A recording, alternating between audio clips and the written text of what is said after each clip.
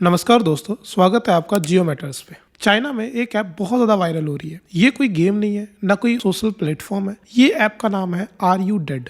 अगर नाम थोड़ा मॉर्बिड लग रहा है तो इसके पर्पस के बारे में आप सुनकर और चौंक जाएंगे। इस ऐप में एक बड़ा सा बटन होता है जिसे आपको हर दिन प्रेस करना होता है। अगर आप बटन प्रेस करते हो तो ऐप मान लेता है कि आप अलाइव हो, लेकिन अगर आप लगातार 2 दिन तक बटन प्रेस नहीं करते तो ऐप आपके इमरजेंसी कॉन्टैक्ट्स को इन्फॉर्म कर देता है। इसलिए इस ऐप का नाम है आर यू डेड।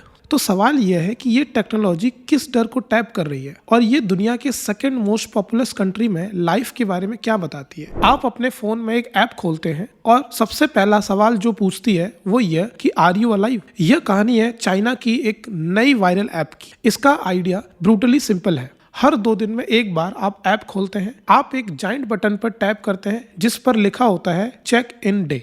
बस इतना ही। अगर आप टैप करते हैं तो ऐप मान लेता है कि आप अलाइव हैं। अगर आप टैप नहीं करते तो 2 दिन के अंदर आपके चुने हुए इमरजेंसी कॉन्टैक्ट को एक अलर्ट चला जाता है कि हे समथिंग इज रॉन्ग। ये ऐप पिछले साल क्वाइटली लॉन्च हुआ। कोई बिग मार्केटिंग कैंपेन नहीं, कोई सेलिब्रिटी एंडोर्समेंट नहीं, और फिर अचानक इस साल की शुरुआत में ये ऐप चार्ट्स पर टॉप पर पहुंच गई। ये कंट्री की सबसे ज्यादा डाउनलोड होने वाली पेड ऐप बन गई। जो यंग पीपल अकेले रहते हैं उन्होंने इसे बड़ी संख्या में डाउनलोड करना शुरू कर दिया। इस ऐप को 3 यंग डेवलपर्स ने बनाया जो अपने 20s में है। बताया जाता है कि इसे बनाने में ऑलमोस्ट कुछ भी कॉस्ट नहीं आई, लेकिन आज इसकी वैल्यू मिलियंस में है। लेकिन ये समझने के लिए इस ऐप ने लोगों को इतना क्यों टच किया, हमें ये समझना होगा कि modern urban life in China कैसी दिखती है। कभी चाइना फैमिलीज, नेबरहुड्स और टाइट नीट कम्युनिटी के इर्द गिर्द बना हुआ था। आज खासकर बिग सिटीज में लाइफ काफी आइसोलेटेड महसूस होती है। ज्यादा लोग अकेले रह रहे हैं और कई लोग मैरिज को डिले कर रहे हैं। इस डिकेड के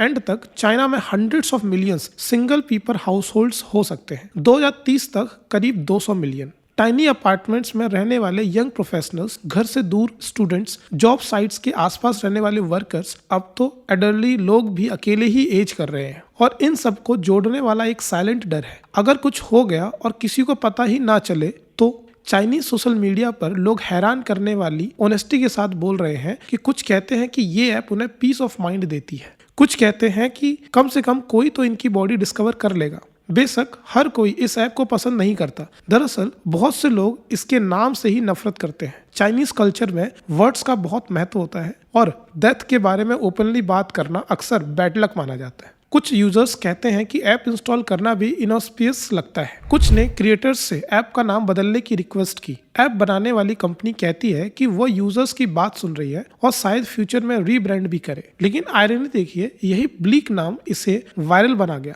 तो क्या ये ऐप प्रैक्टिकली मदद करती है? हाँ, ये ऐप वही करती है जो ये प्रॉमिस करती है। अगर कोई चेक इन करना बंद कर देता है तो अलर्ट चला जाता है। मेडिकल इमरजेंसी, एक्सीडेंट या मेंटल हेल्थ क्राइसिस के केसेस में ये लाइफ सेव कर सकती है। लेकिन क्रिटिक्स का कहना है ये ऐप लोनलीनेस को सॉल्व नहीं करती, बस उसे मैनेज करती है। क्रिएटर्स का कहना है कि ये आइडिया ऑनलाइन डिस्कशन से आया जहां सेफ्टी और आइसोलेशन की बातें हो रही थी। अब तो इसे एक्सपेंड करने की बात कर रहे हैं, खास तौर पर एडल्टरी यूजर्स के लिए, जो काफी लॉजिकल लगता है। ये ऐप क्वाइटली एक ऐसी सच्चाई एडमिट कर रही है जिसे मॉडर्न लाइफ रेयरली एक्सेप्ट करती है, कि मिलियंस ऑफ लोग अपनी दुनिया पूरी तरह अकेले जी रहे हैं। और इस सेंस में ये बस एक पेनफुली मॉडर्न सवाल उठा रही है कि अगर कल आपको कुछ हो जाए तो क्या किसी को पता चलेगा?